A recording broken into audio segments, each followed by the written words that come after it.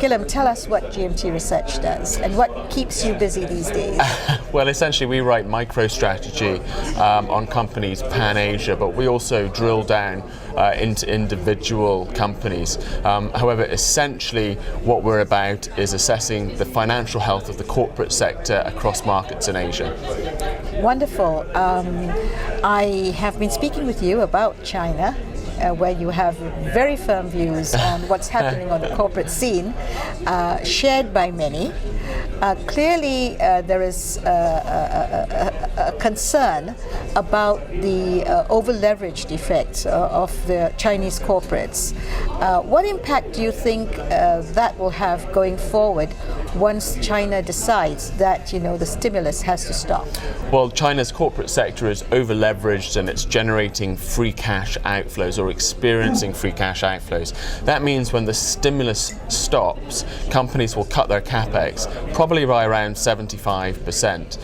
And that means that growth will slow quite rapidly, and it means investment domestically and overseas will come to a pretty rapid, it'll decelerate quite alarmingly, I suspect. Well, okay, so the outgoings are impactful. What about the inflows into China? Because certainly that must have an impact as well, given that people would be looking at companies which are winning profiles to invest in. Sure, it means that companies in China will stop investing both domestically and overseas, and it means that there likely be less opportunities for foreign companies to invest in China.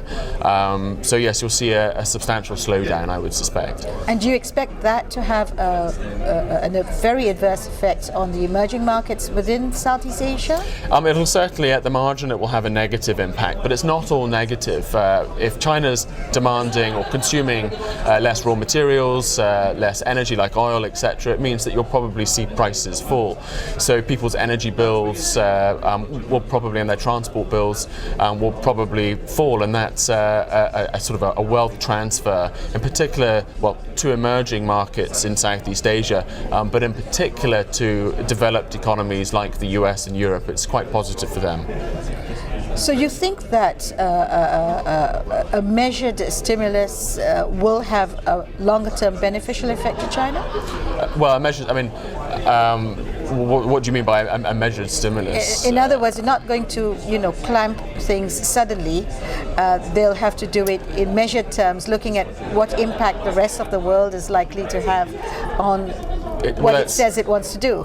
Well, unfortunately, I think the way it works is if you want to maintain bubbles, you've got to always inject greater amounts of credit into it. And so what you'll find is it's very difficult to deflate a bubble on purpose. And so if they try and gradually taper off the stimulus, you'll actually find that people start cutting costs in anticipation of further sort of cuts in the stimulus. And so, the bubble deflates quite quickly. So I think it's going to be very difficult for the Chinese government to actually manage some form of deflation or some form of shrinkage of the bubble. I think it will literally just deflate, and it will deflate quite quickly, a lot faster than people expect.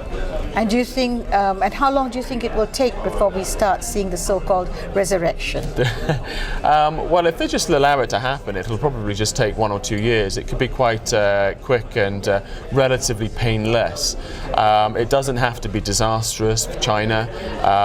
They have a very stable capital structure. They don't owe money, or not that much money, to overseas investors, etc. So you're not going to have that much capital flight, unlike Southeast Asia in the 1997 crisis. And thereafter, you'll sort of embark on a fairly healthy growth trajectory, I would have thought. And 10 years from today, how do you see China? I think that, hopefully if they allow recessions to happen, which is part of the corrective process, I see a far wealthier and healthier China. Thank you very much.